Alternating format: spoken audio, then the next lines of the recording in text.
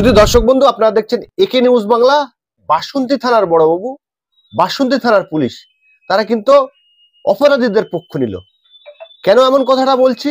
আমরা দেখেছি যে 16ই ফেব্রুয়ারি বাসন্তী থানার শিরিষতলায় 12টা থেকে 1টার মধ্যে অনুমানিক 30 থেকে 35 জন দুষ্কৃতী একজন আইএসএফ কর্মীর বাড়িতে চড়াও হয়। সেই তখনই বাড়ির মধ্যে দুজন মাত্র মহিলা ছিল, মা এবং মেয়ে। সেই দুষ্কৃতীদের হাতে কারো হাতে বন্দুক, কারো হাতে শাবল, কারো হাতে কুড়ুল, কারো হাতে বোমা নিয়ে তারা কিন্তু সেই বাড়িতে চড়া হয়। কারণ তারা আইএসএফ করে। বৃদ্ধা মা এবং মেয়েকে মারধর করে, বাড়ি ঘরদোর সম্পূর্ণ ভেঙে দেয়, অ্যালবেস্টার এমনকি বাড়ির দেওয়াল পর্যন্ত ভেঙে দেয়। তার পরের দিন যখন তারা গিয়ে থানায় কমপ্লেন করে 9 জনের বিরুদ্ধে, এসেছিল 30 থেকে 35 জন, কিন্তু সেই মা এবং মেয়ে 9 জনকে চিহ্নিত করতে পারে, সেই 9 জনের নামে এফআইআর করে। এফআইআর নিতে 3 থেকে 4 ঘন্টা লাগায়। কোনো মতে এফআইআর নিলেও কাউকে গ্রেপ্তার করেনি। আমরা দেখেছিলাম সেই সময় শুটে যেতে যে আইএসএফ এর রাজ্য সভাপতি এবং জেলা সভাপতি তারা কিন্তু বাসন্তী থানায় গিয়েছিল। তারপরে আমরা দেখলাম যে 2 জনকে গ্রেপ্তার করা হয়। আমরা ভেবেছিলাম যে বাসন্তী থানার ওসি তথা বাসন্তী থানার পুলিশ এই 2 জনের সঙ্গে জেরা করে এই যারা এর মধ্যে জড়িত ছিল 30 থেকে 35 জন, তাদের বিরুদ্ধে আইনত ব্যবস্থা নেবে। কিন্তু আমরা কি দেখলাম যে বাসন্তী থানার ওসি সেই অপরাধীদের লঘু ধারা দিয়ে এবং কোর্টে বলেছেন যে এরকম কোনো ঘটনাই ঘটেনি।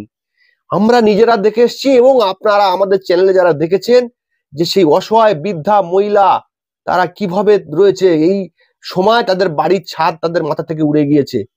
বাসন্তী থানার ওসিকে আমি বলবো, বাসন্তী থানার পুলিশকে বলবো, সেই সঙ্গে সঙ্গে রাজ্য শাসক দলকে বলবো যে 16ই ফেব্রুয়ারি না আমফান হয়েছিল, না আইলা হয়েছিল, না ভূমিকম্প হয়েছিল, না সুনামি হয়েছিল, তাহলে সেই বাড়িটি কিভাবে ভাঙা হয়েছে? বাসন্তী থানার বড়বাবুকে আমার এই প্রশ্ন। আমরা নিজেরা গিয়ে দেখে এসেছি যে বৃদ্ধা মা তার অসুস্থ শরীর নিয়ে তাকে মারধর করছে, সে কিভাবে কাঁদছিল, তার ছেলে মেয়েগুলো কিভাবে কান্না করছিল, আমরা দেখে আমাদের নিজের চোখে জল এসে গেছে।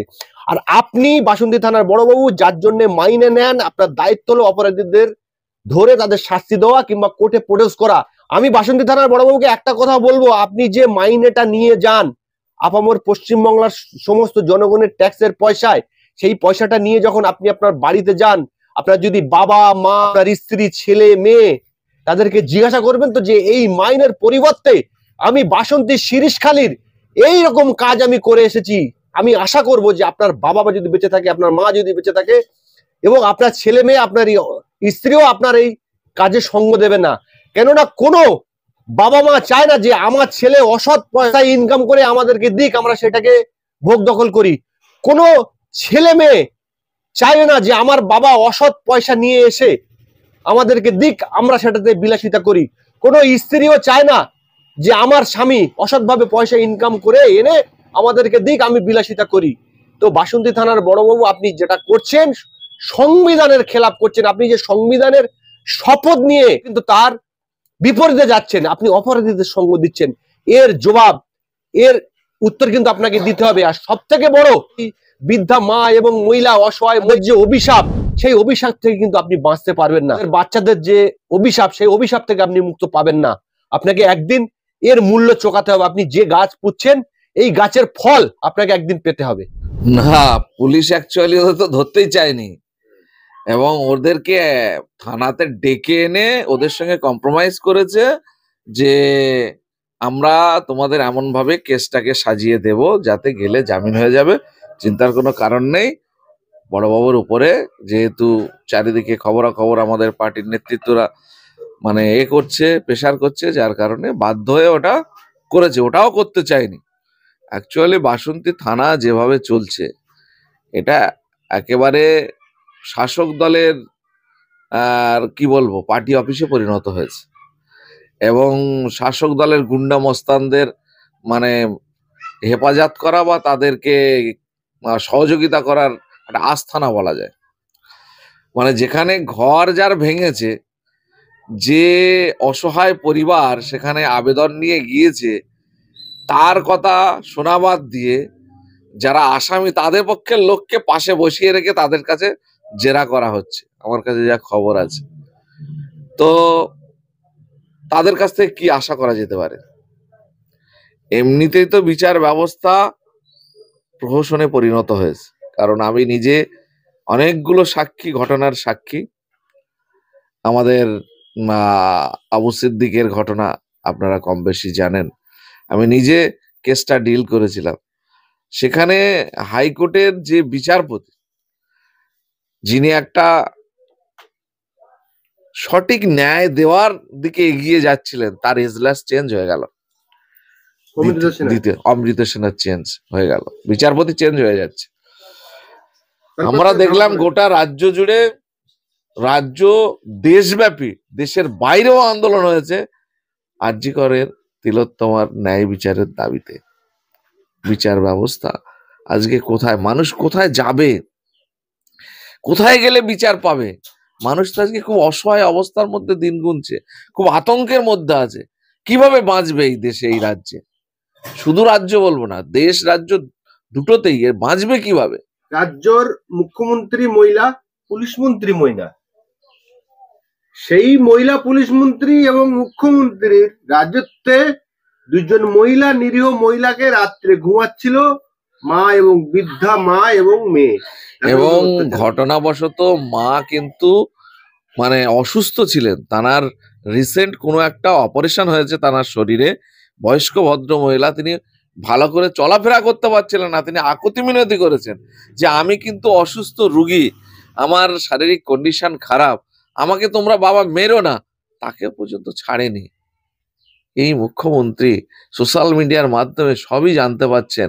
নওশাদ ভাই বিধানসভাতে মেনশন করলো, তারপরেও এই অফিসের কি করে এই ধরনের কাজ করে যে কোর্টে আসামিদের দুজনকে নিয়ে গেল আর বলল আমরা কোনো রকম কিছু পাইনি, ঘর বাড়ি ভাঙচুর হয়েছে কিনা আমরা জানি না, সিজার লিস্ট পুরো জিরো, চার্জে মানে সিডিটা এমন ভাবে দেওয়া হয়েছে যাতে আসামিরা খুব আনন্দের সহিত গিয়ে জামিন নিয়ে চলে আসতে পারে।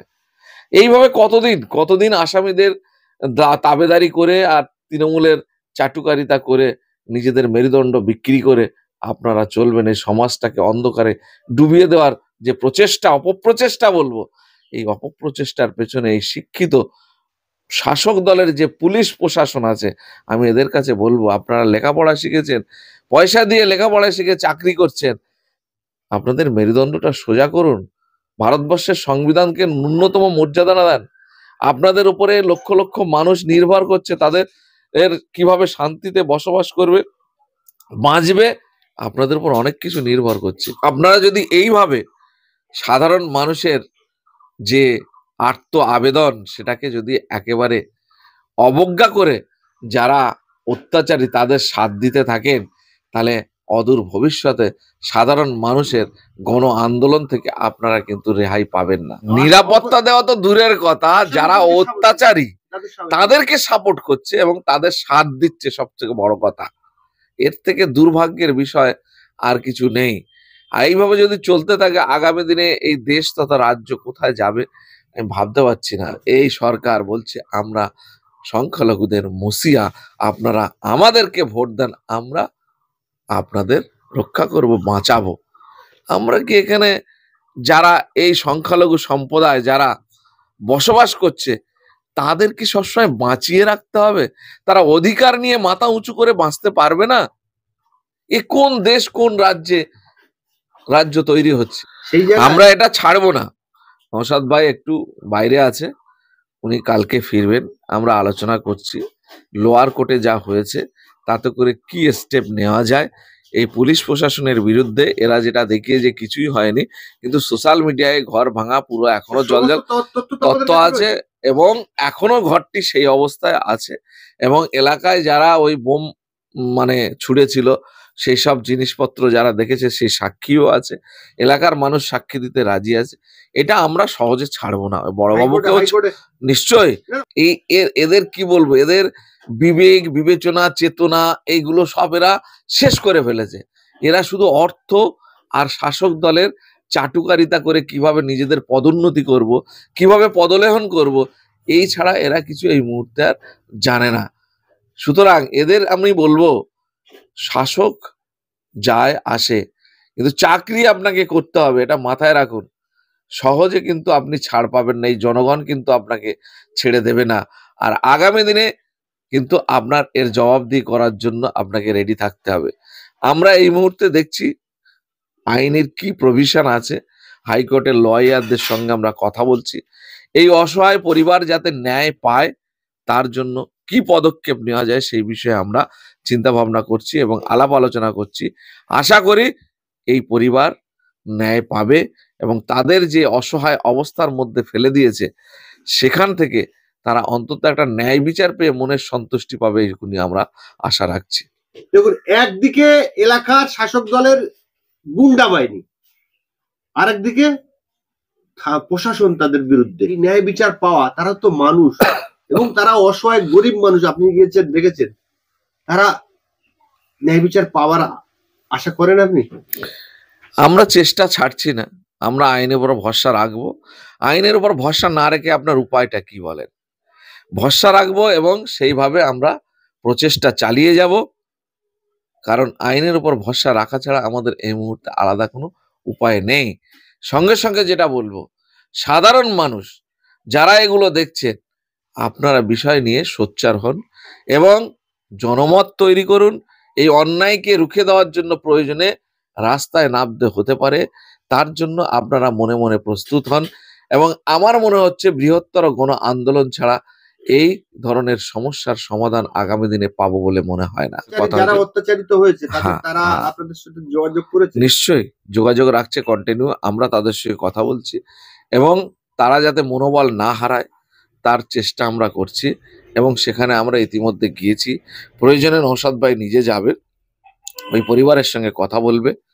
এই রাজ্যে যারা আইনের শাসনকে বজায় রাখার জন্য দায়িত্ব কাঁধে নিয়ে সরকারি বা জনগণের টাকায় বেতন নিচ্ছেন, নিজের পরিবারকে নিজেকে তাতে পুষ্ট করছেন, খাওয়াচ্ছেন, তাদের কাছে অনুরোধ, যাদের পয়সায় মাইনে নিচ্ছেন তাদের সঙ্গে এইভাবে বেইমানি করবেন না। আপনার ন্যূনতম দায়িত্বটুকু আপনি পালন করুন।